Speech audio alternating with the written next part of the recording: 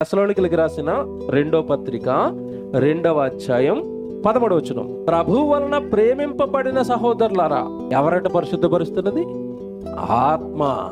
అంటే పరిశుద్ధాత్మ దేవుడు దేనికి? ఇప్పుడు ఇగో నాలుగు మీద మచ్చలేసుకుని రసబ్బా కలబ్బా అని ఎగరడానికా?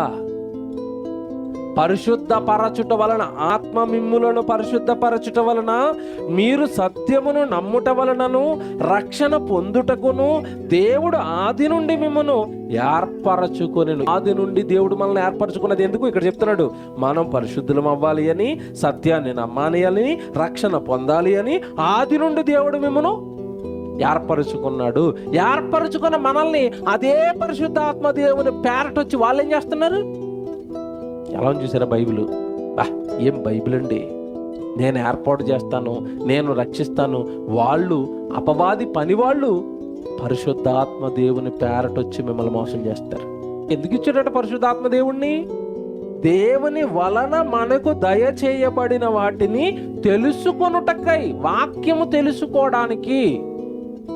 దేవుడు మనకు అనుగ్రహించిన బైబిల్లో ఉన్న జ్ఞానపు సంగతులన్నీ మనం తెలుసుకోవడానికి పరిశుద్ధాత్మ దేవుడట. ఆయన పనులన్నీ పక్కన పెట్టారండి. పరిశుద్ధాత్మ దేవుడు అంటే టచ్, అంతేనా?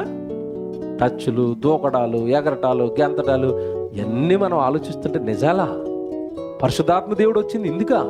రోమిలికి రాసిన పత్రిక 8వ అధ్యాయం 26వ వచనం చూడండి. బైబిల్ పరిశుద్ధాత్మ దేవుడు మనలో ఉన్నదండి. మన బలహీనతలు ఉన్నాయట.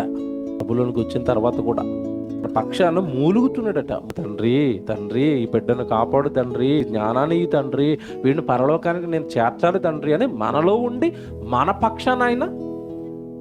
ఏమండి, ఎవడైనా పరిశుద్ధాత్మ దేవుడు ఈ కార్యాలు చేస్తాడని చెప్తున్నారా క్రైస్తవ్యానికి? చెప్పరండి.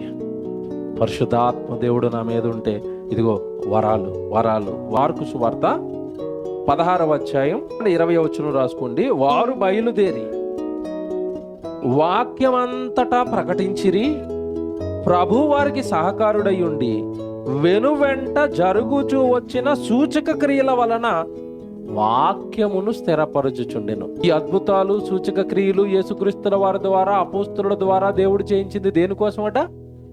వాక్యమును స్థిరపరచుచుండెను. వాక్యాన్ని స్థిరపరచటానికి ఈ అద్భుతాలు, సూచక్రియలు.